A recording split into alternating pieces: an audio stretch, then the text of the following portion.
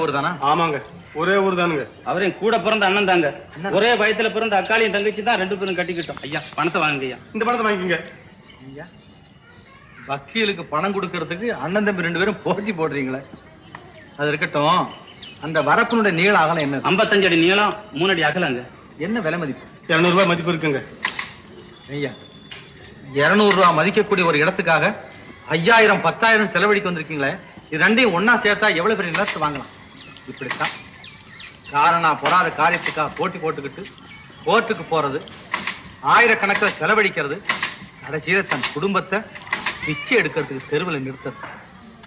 1000 இருந்தாலும் அண்ணன் தம்பிங்கிற உறவு பாசம் இருந்தா உங்க 2 பேர் வயலுக்கு மத்தியில ஒரு வரப்பு இருக்குமா?